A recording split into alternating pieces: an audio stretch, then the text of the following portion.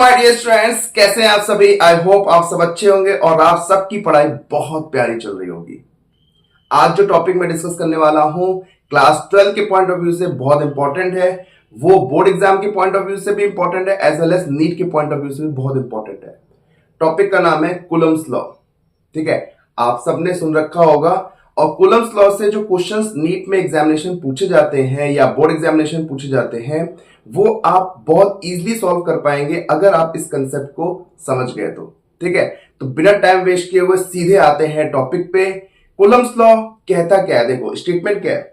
According to this law, the force of attraction और repulsion between two charge particles is directly proportional to the product of magnitude of charges and inversely proportional to the square of the distance between them।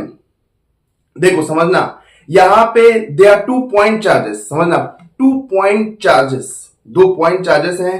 जैसे कि आपने class 9th में या class 11th में Newton's law of gravitation पढ़ा था, वहां पे 2 पॉइंट मासेस थे, यहां पे 2 पॉइंट चार्जेस हैं। ठीक है, अब 2 पॉइंट चार्जेस के बीच में सेंटर टू सेंटर जो दूरी हम ले रहे हैं, लेट वो ले रहे हैं डी।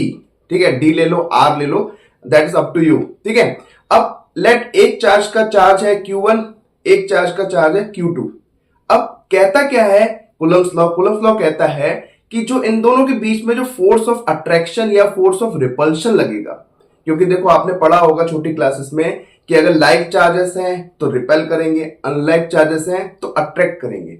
तो ये जो फोर्स लगता है इन दो चार्जेस के बीच में, वो फोर्स डायरेक्टली प्रोपोर्शनल होता है the product of magnitude of these two charges. इनके प्रोडक्ट जो हमारा जिसका मैग्नीट्यूड है Q1 Q2, इनका जो मैग्नीट्यूड है, इनके प्रोडक्ट का डायरेक्टली प्रोपोर्शनल होगा वो फोर्स। ठीक है, और इनवर्सली प्रोपोर्शनल होता है the square of the distance between the centre to centre. इनके बीच की सेंटर टू सेंटर जो डिस्टेंस होगी उसके इनवर्सली प्रोपोर्शनल होगा किसके, स्क्वायर टाइम्स, मींस 1/r² या 1/d²। Is it clear. देखो इसका मतलब यहां पे देखो, आप जैसे डायग्राम में देख पा रहे हो कि यहां पे मैंने 2 पॉइंट चार्जेस रखे हैं, एक का Q1 चार्ज दिया है, दूसरे का Q2 दिया हुआ है। इन दोनों के बीच की जो दूरी ली है मैंने r ली हुई है, small r, centre to centre. ध्यान देना, सेंटर टू सेंटर। अब देखो यहां पे क्या लिखा हुआ है, capital F is equal to capital K, capital mod of Q1 mod Q2 upon r²। ठीक है, यहां पे K क्या है, K हमारा प्रोपोर्शनलिटी कांस्टेंट है। क्या है, प्रोपोर्शनलिटी कांस्टेंट या कूलम्स कांस्टेंट कह सकते हो। ठीक है, कंफ्यूज मत होना, ये K और एक दूसरा K भी होता है, उसमें बच्चे कंफ्यूज हो जाते हैं और गलत उसका सेंस होता है, फिजिकल सेंस गलत लेते हैं। नहीं, दोनों K डिफरेंट होंगे, मैं आपको आगे बताऊंगा। तो K यहां पे क्या है, प्रोपोर्शनलिटी कांस्टेंट, क्लियर, या कूलम्स कांस्टेंट। अब ये K जो होता है बेसिकली डिपेंड करता है मीडियम टू मीडियम। ठीक है, किस पे डिपेंड करता है, मीडियम टू मीडियम। जैसे वहां पे यूनिवर्सल लॉ ऑफ ग्रेविटेशनल था, तो उसमें हम लोग कैपिटल G, ग्रेविटेशनल कांस्टेंट होता था कैपिटल G। ठीक है, वो मीडियम टू मीडियम हर जगह कहीं पे वेरी मतलब नहीं करता था, वो फिक्स रहता था। लेकिन यहां पे जो कैपिटल K है ये वेरी करेगा। ठीक है, ये अलग अलग मीडियम में अलग अलग वैल्यू प्रेजेंट करेगा। जैसे फॉर एग्जांपल अगर एयर में 2 पॉइंट चार्जेस हैं, इनके बीच में जो फोर्स लगेगा लेट दैट इज F1।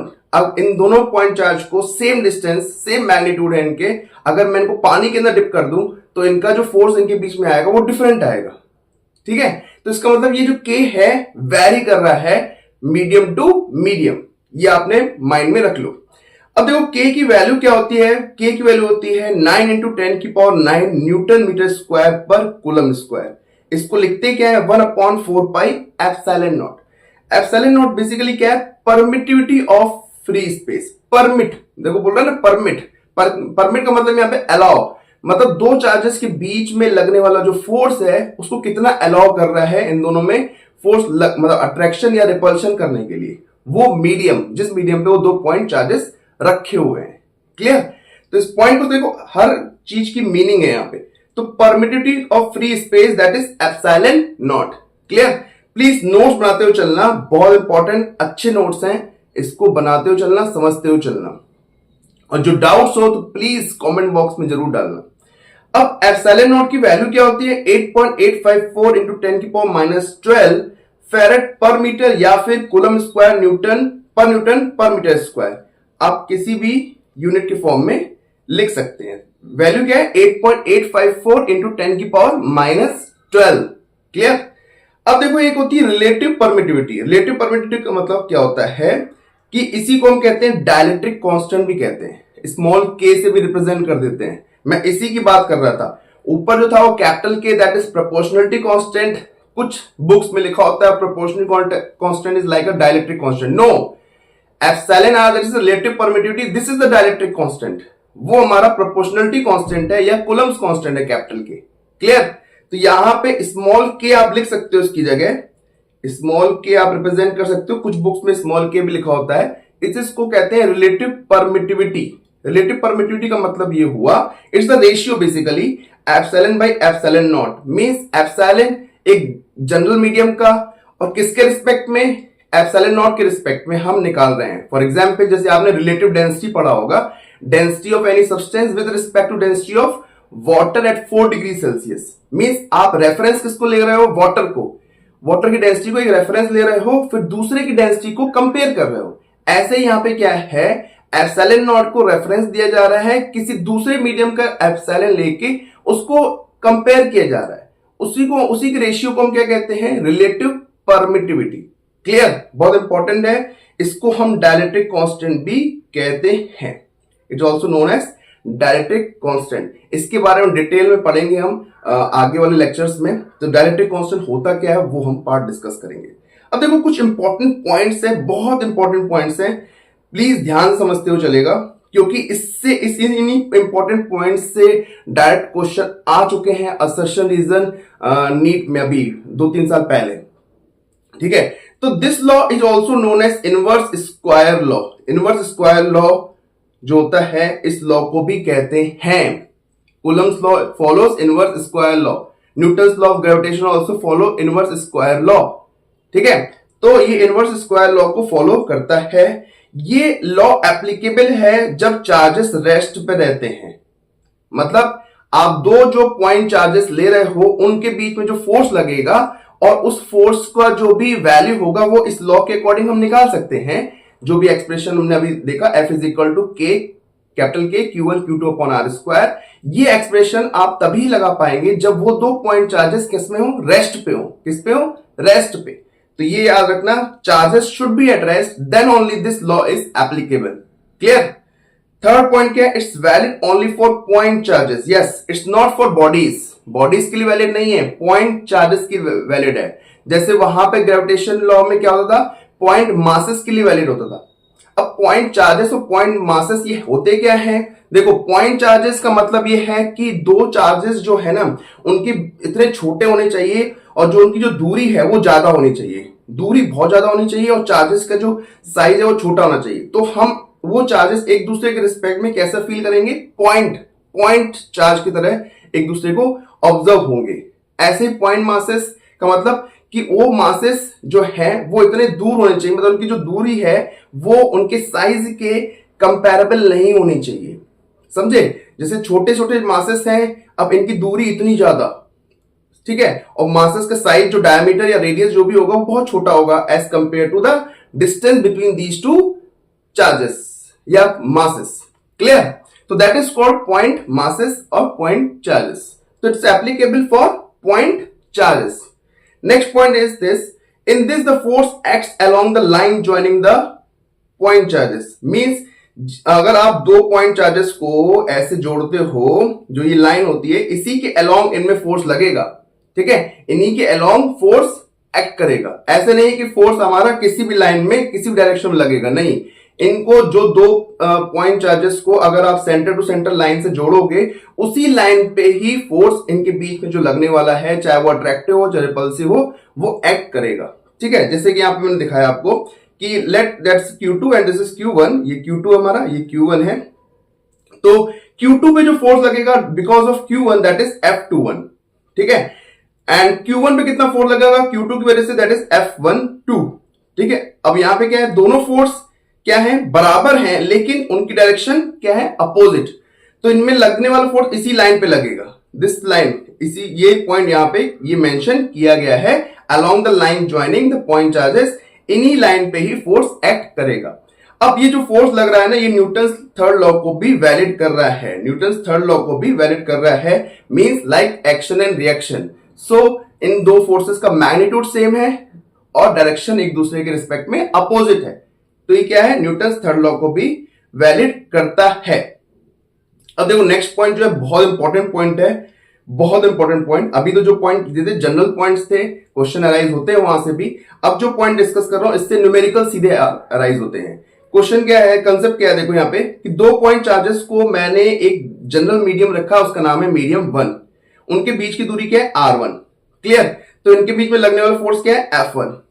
अब देखो नेक्स्ट इसी केस को मैंने दूसरे मीडियम में डाला, इन्हीं दो पॉइंट चार्जेस को मैंने Q1 Q2 मैग्नीट्यूड सेम है, मीडियम 2 में इन दोनों को रखा, इन दोनों के बीच की दूरी जो है वो R2 है, और R2 हमने इस तरीके से रखा है सो दैट दोनों के बीच में जो फोर्स है F1 F2 वो सेम लगेगा।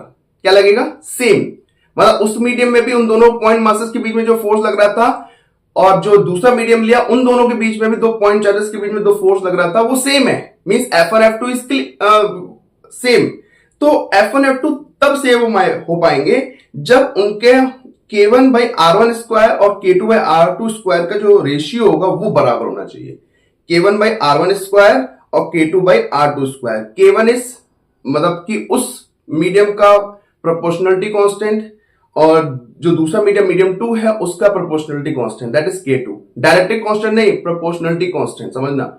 आप इसको डायरेक्ट्रिक कांस्टेंट के फॉर्म में कन्वर्ट कर सकते हैं, देखते हैं मैं कैसे बताता हूं। देखो K को आप जनरली लिखते क्या, 1/4 पाई एप्सिलॉन नॉट लिखते हो, तो यहां पे इस मीडियम के लिए एप्सिलॉन 1 ले लो, this is K1। Similarly K2 क्या लिखोगे, 1/4 पाई एप्सिलॉन 2, ठीक है। और एप्सिलॉन 1 क्या है, epsilon R into epsilon not, R1 sorry. Similarly epsilon 2 क्या है, epsilon R2 into epsilon not, ठीक है। अभी मैंने ऊपर आपको रेशियो बताया था, रिलेटिव परमिटिविटी वही। अब एप्सिलॉन R1 को, अब यहां पे एप्सिलॉन 1 की जगह आप लिख सकते हो epsilon R into epsilon not, और सिमिलरली एप्सिलॉन 2 की जगह लिख सकते हो epsilon R2 into epsilon not, ठीक है। तो आप यहां पे इस चीज को लिख सकते हो। उसके बाद आप स्मॉल के जो डायरेक्ट्रिक कांस्टेंट है उसके फॉर्म में भी क्वेश्चन देता है, तो डायरेक्ट्रिक कांस्टेंट और R1 जो है वो आपका इस फॉर्म में आ जाएगा, small K1 R1 square is equal to small K2 R2 square. तो रेशियो जो आपको फॉर्म आएगा वो इस फॉर्म में रिप्रेजेंट कर सकते हैं अगर डायरेक्ट्रिक कांस्टेंट देता है। अगर डायरेक्ट्रिक कांस्टेंट नहीं देता है, प्रोपोर्शनलिटी कांस्टेंट देता है, तो आप इस फॉर्म में लिखेंगे। क्लियर, दोनों पॉइंट आपको मैंने क्लियर कर दिए। ऐसे डायरेक्ट एक्सप्रेशन के न्यूमेरिकल्स एग्जाम में पूछे जाते हैं। अब देखो जो हमारा नेक्स्ट पॉइंट है कि टू आइडेंटिकल कंडक्टर्स है हमारे पास, having charges Q1 and Q2 are put to contact, दोनों को टच में ले आए, चिपका दिया, एंड देन सेपरेटेड, फिर दोनों को अलग कर दिया। पहले दोनों को चिपकाया फिर दोनों को अलग कर दिया। After which each will have a charge Q1 plus Q2 by 2, मतलब दोनों में चार्ज टच करने के बाद जब सेपरेट करेंगे तो दोनों में चार्ज कैसे हो जाएंगे, Q1 प्लस Q2 बाई 2 के फॉर्म में हो जाएंगे, ठीक है। तो एक को मान लो Q1 है, एक का Q2 है, दोनों को पहले टच करवाया, तो टच करवाने के बाद सेपरेट कर दिया। जब सेपरेट करोगे तो दोनों में चार्ज अब क्या हो गया, Q1 प्लस Q2 बाई 2 और Q1 प्लस Q2 बाई 2। अब वो Q1 चार्ज नहीं रहा, क्या रहा, Q1 plus Q2 by 2, Q1 plus Q2 by 2। Clear. अब देखो अगर charge Q1 and minus Q2 है तब ऐसे हो जाएगा, Q1 माइनस Q2 बाई 2। तो ये इंपॉर्टेंट पॉइंट है जिसको हम कहते हैं कॉन्टैक्ट जब करते हैं तो चार्ज कैसे डिस्ट्रीब्यूट होता है। ऐसे ही हमने अब नेक्स्ट पॉइंट डिस्कस किया कि फोर्स में क्या इफेक्ट पड़ेगा जब हम कांटेक्ट करते हैं और फिर उसको सेपरेट करते हैं। तो हमारे पास इनिशियल कंडीशन ये दे रखी है, ठीक है। तो इसमें फोर्स लगेगा F is equal to K Q1 Q2 point divide by D square. ये फोर्स लग रहा है पहले टच करने से पहले। अब बाद में हमने इन दोनों को टच कर दिया, तो टच कर दिया तो चार्ज डिस्ट्रीब्यूट कैसा हो गया, Q1 plus Q2 by 2, Q1 plus Q2 by 2। अब इनके में चार्जेस कैसे हो गए, Q1 plus Q2 by 2, Q1 plus Q2 by 2। अब मैंने इनके बीच फोर्स निकाला तो हमारा जो फोर्स आया वो आया F डैश। क्या आया, F डैश। तो हम लिख सकते हैं F dash equal to K Q1 plus Q2 का square by 4 into D square. लिख सकते हैं इन दोनों को। जब आप नया फोर्स निकालोगे। अब ये एफ डैश और ये एफ का जो रिलेशन आएगा वो ये रिलेशन आएगा, ठीक है। आप डिवाइड रेशियो करके देख लेना, तो this relation will come, that is F dash बराबर एफ Q1 प्लस Q2 का square divided by 4 Q1 Q2, ठीक है। इंपॉर्टेंट है, क्वेश्चन इस यहां से अराइज होते हैं। नेक्स्ट क्लास में हम डिस्कस करने वाले हैं कूलम्ब्स लॉ का वेक्टर फॉर्म। वेक्टर फॉर्म कैसे रिप्रेजेंट करते हैं, सुपरपोजिशन थ्योरम क्या होती है, ये पार्ट डिस्कस करने वाले नेक्स्ट क्लास में। मिलते हैं नेक्स्ट क्लास में, मजे करते रहिए, क्लास को पढ़ते रहिए, नोट्स बनाते चलिए। मिलते हैं नेक्स्ट क्लास में, बाय बाय।